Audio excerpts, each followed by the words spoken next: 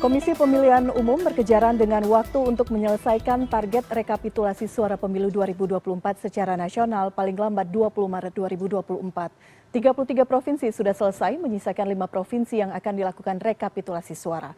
Apa kemudian tahapan selanjutnya jika terjadi gugatan sengketa hasil pemilu? Kita akan bahas bersama Ketua KPU periode 2021-2022 Ilham Syahputra. Pak Ilham, selamat sore. Selamat sore, Mbak. Pak Ilham, pagi tadi ataupun siang tadi ya, sudah disahkan rekapitulasi suara untuk PPLN Kuala Lumpur. Kita tahu terjadi PSU di sana. Nah, masih ada 5 provinsi yang akan direkapitulasi. Ada Jawa Barat, Maluku, Papua, Papua Pegunungan, dan Papua Barat Daya. Pak Ilham, untuk memberikan gambaran kepada publik, pada saat proses rekapitulasi suara di tingkat pusat, apa sebenarnya kendala utamanya, Pak? Iya, tentu persoalan kendala rekapitulasi tingkat pusat adalah sangat bergantung kepada kondisi rekapitulasi di daerah. Karena rekapitulasi tingkat pusat itu kan hanya kemudian mengumpulkan hasil rekapitulasi di daerah yang berjenjang, ya, yang manual dari TPS ke kecamatan, kecamatan ke kabupaten kota dan juga ke provinsi, baru kemudian ke tingkat nasional. Dari tingkat nasional pun hanya presiden, kemudian juga DPR RI dan DPD yang direkapitulasi dan diumumkan oleh KPU. Sisanya untuk DPRD provinsi dan DPRD kabupaten kota cukup selesai di tingkat KPU kabupaten kota dan KPU provinsi. Nah, tentu yang dilakukan oleh KPU adalah memastikan bahwa penyelenggara pemilu di bawahnya, yaitu di provinsi dan kabupaten kota, melakukan rekapitulasi dengan tepat waktu. Nah, ini yang terjadi adalah di Jawa Barat, seperti yang disinggung oleh Ketua KPU Pak Hasyim Asyari, ini kok tumben terlambat. Nah, apa persoalannya? Tentu ini juga harus dilakukan supervisi oleh KPU. Kenapa ini terjadi? Kalau kita lihat di berita, itu ada daerah Tambun Selatan yang jumlah TPS-nya ribuan. Nah, tentu harus dicari tahu kenapa kemudian ini terlambat. Kalau dulu kami memperbolehkan teman-teman yang jumlah TPS di atas 1.000 untuk membuat rekapitulasi yang sistemnya panel, beberapa panel. Sehingga kemudian teman-teman di kabupaten kota itu tidak mengalami kesulitan ketika rekapitulasi di kecamatan. Nah, sekarang saya tidak tahu apakah kemudian diperbolehkan untuk melakukan rekapitulasi dengan sistem panel. Nah, ini Jawa Barat menjadi catatan, tidak seperti biasanya Jawa Barat seperti ini. Nah, ini ada apa? Tentu perlu kita evaluasi bersama seperti itu. Oke. Jadi alasan TPS terbanyak itu sebenarnya bisa dibuat ada strategi khusus ya, seperti ketika masa Pak Ilham masih berada di KPU. Itu juga menjadi dinantikan suara Jawa Barat. Tapi kalau Maluku dan Papua ini memang banyak faktor, Pak, ya. Salah satunya faktor geografis dan memang kerap pada saat proses rekapitulasi suara pemilu bermasalah, Pak Ilham.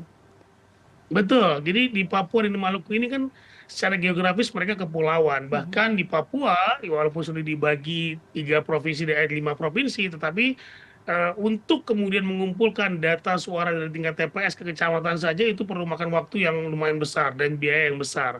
Nah, juga kita tahu bahwa kemudian nanti ada persoalan-persoalan lain, misalnya konflik di sana gitu ya, misalnya di Papua yang setiap pemilu, setiap pilkada ada saja persoalan yang muncul di sana. Tetapi saya ingin menggarisbawahi tentang penyelenggara pemilu di Papua misalnya saja, ini harus betul-betul orang-orang yang profesional, tidak bermain-main. Karena pengalaman di masa kami ini kami temukan juga bahwa ada penyelenggara pemilu yang kemudian melakukan pelanggaran, ya, melakukan pengumuman suara dan sebagainya. Nah, itu sudah kami tindak ketika 2019 tahun dengan memecat oknum yang bersangkutan. Nah, tetapi kemudian secara geografis juga menjadi faktor yang paling penting kenapa Papua dan Maluku itu terlambat, ya, dan juga mungkin faktor sekali lagi konflik internal yang cukup kuat di sana terkait dengan perebutan kursi. Oke. Masalah faktor geografis itu ada konflik internal, itu termasuk force major ya. Karena kita tahu rekapitulasi di tingkat provinsi untuk yang sekarang banyak yang molor. Harusnya kan selesai di 19 Februari sampai 10 Maret. Iya, harusnya memang selesai pada tanggal, kalau kita menghitung berdasarkan undang-undang, dia selesai pada tanggal 20 Maret. Nah, saya kok kata KPU kalau bisa malam ini selesai, maka malam ini akan segera ditetapkan. Tapi kan tentu saja dinamika yang muncul dari 5 provinsi tersebut tentu akan muncul lagi juga di tingkat nasional. Apabila kemudian juga walaupun biasanya begini, di persoalan tingkat kabupaten kota itu selesai di tingkat kabupaten kota. Persoalan tingkat provinsi harus selesai di tingkat provinsi. Nah, untuk yang pusat tentu harus diselesaikan oleh KPU dan dibawa ke rekapitulasi nasional. Nah, apakah kemudian nanti 5 provinsi ini ada persoalan-persoalan seperti ini? Tentu kita tunggu. Kalau tidak ada, insya Allah akan cepat selesai pada malam ini, akan segera ditetapkan oleh KPU. Oke, tadi laporan dari rekan kami masih jeda proses rekapitulasi akan dimulai setengah 8 malam. Ya kita harapkan memang prosesnya bisa berjalan lancar sesuai dengan target paling lambat 20 Maret karena kalau tidak ada sanksi pidana yang membayangi ya Pak Ilham. Ya itu pelanggaran undang-undang. Mhm. Tentu kalau kita bicara sanksi pidana tentu kita harus kaji lagi ya, tetapi itu pelanggaran undang-undang dan tentu jika ingin terlewat dari itu diperlukan perpu dan revisi terkait dengan undang-undang tersebut dan ini jangan sampai terjadi karena tentu ini juga akan mengena kepada penyelenggara pemilu. Penyelenggara pemilu dianggap tidak profesional dan dianggap tidak mampu mengerjakan pekerjaannya pada pemilu 2024 ini. Baik, jadi tidak bisa main-main karena ada sanksi pidana membayangi. Kita tunggu bagaimana untuk 20 Maret mendatang. Nah, kita berbicara tanpa mendahului dari tim sukses masing-masing paslon. Jika kemudian usai penetapan hasil pemilu, ada gugatan sengketa hasil pemilu, Pak Ilham. Seperti apa langkah selanjutnya ataupun tahapan selanjutnya yang harus diperhatikan? Ya nanti MK akan membuka setelah penetapan, MK akan membuka pendaftaran selama 3 hari atau 7 hari saya agak lupa itu membuka pendaftaran. Kemudian nanti di MK akan menunggu pendaftaran tersebut, pendaftaran terhadap PHPU perselisihan hasil pemilihan umum dari setiap level, dari DPRD Kabupaten Kota, DPRD Provinsi, DPR RI, dan juga DPD RI, dan juga Presiden. Nah, tentu kita akan lihat nanti bagaimana MK menyusun jadwalnya dan kemudian menerimanya seperti apa. Apakah kemudian ada yang ditolak dari awal, karena nanti MK akan mempelajari gugatan-gugatan permohonan-permohonan itu. Nah, apakah kemudian nanti ada yang diterima, berapa yang diterima, nanti tentu kita akan lihat dari berapa permohonan yang masuk ke Mahkamah Konstitusi. Oke, kita masyarakat melihat bagaimana prosedur gugatan di pemilu 2014 di tahun 2019 untuk membuktikan dugaan kecurangan. Seberapa berat bukti yang harus dihadirkan, Pak Ilham?